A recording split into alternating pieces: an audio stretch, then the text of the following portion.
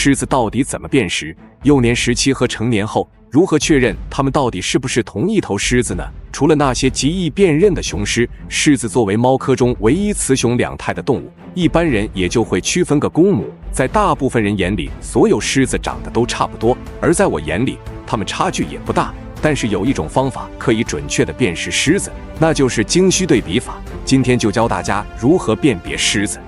无论是长颈鹿脖子上的斑点、大象耳朵的形状和人类的指纹，它们都是独一无二的。而狮子也有独一无二的特征，那就是鼻子旁边胡须孔的图案，而且这些胡须孔的图案会保持一生不变，也就是我们常说的经须对比。通过对比，我们可以直观地确认两头雄狮到底是不是同一头。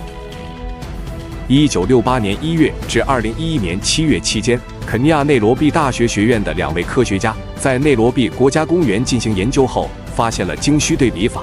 2名科学家在公园内观察了50头狮子中的25头。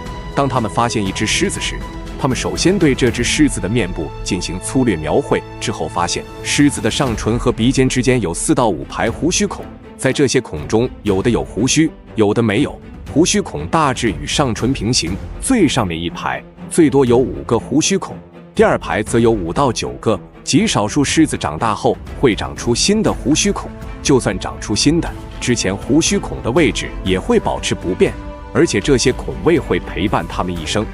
我们说的经须对比，也就是对比前2排胡须孔的数量和胡须孔的位置间隔。第一行和第2行胡须孔之间的关系构成了它们独特的身份标识。狮子两侧的孔位可能会略有不同。接下来我们看实例。由于幼年狮子这些孔位还太小，不易辨识，所以我找了几个比较明显的。右侧是坏男孩中的老3漂亮男孩，此时大概3岁。我们可以看到，他的第1排胡须孔只有1个点位，而第2排有7个点位。第1排的那个点位大概对应第2排的第3个点位，倾斜了一点。第2排的第4个点位和第5个点位相比其他点位距离较远。接下来我们看另一张照片，这头雄狮第1排也只有明显的1个点位，且第2排同样是7个点位。第1排的那个点位大概对应第2排的第3个点位，4、5点位距离也较远，由此可以推断它们俩是同一头雄狮。后边这张照片拍摄于2011年6月，此时的大漂亮10岁。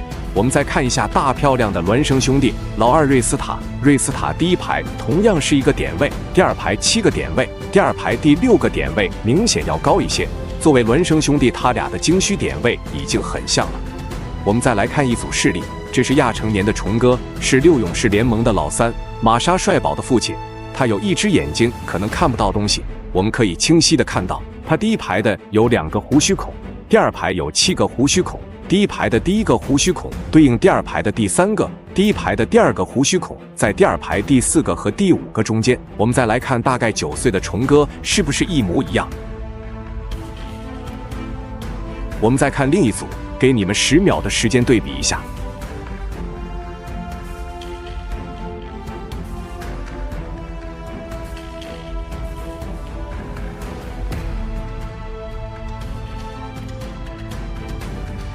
没错，它们就是同一头狮子，它是辨认度最高的雄狮，狮王八面。当然，有了这个伤疤，我们不用对比经须也能认出来。在狮子这个种群中，它们胡须孔的位置和数量和其他狮子相同的概率小于1%，所以经须对比法还是非常可靠的。如果个别孔位不清晰的话，我们还可以对比其他信息，比如上边说的八面、查拉拉狮群的无尾母狮等。除了这些非常显眼的特征，还可以对比耳朵上的缺口、缺失的牙齿和尾巴尖。耳朵上的缺口很大一部分狮子都会有，因为难免在捕猎时或者打架时伤到耳朵，这些都可以作为辨别狮子的依据。但有一些疤痕隐藏在厚厚的皮毛下，几个月后有的就看不见了。所以经须对比还是很方便可靠的，前提是有他们侧脸的照片。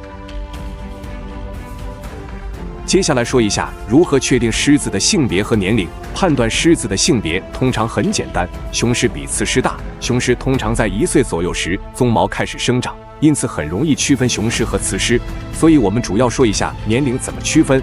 幼崽可以根据对比母亲的身高来判断年龄，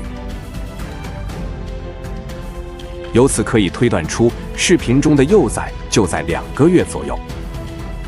狮子幼崽出生后腿和腹部会有斑点，这些斑点有的会持续到成年，有的则会提前消退，所以带有斑点的大部分都是未成年狮子。而且亚成年狮子的鼻子呈粉红色，随着年龄的增长，鼻子上开始长黑斑，黑斑越多，说明年纪越大。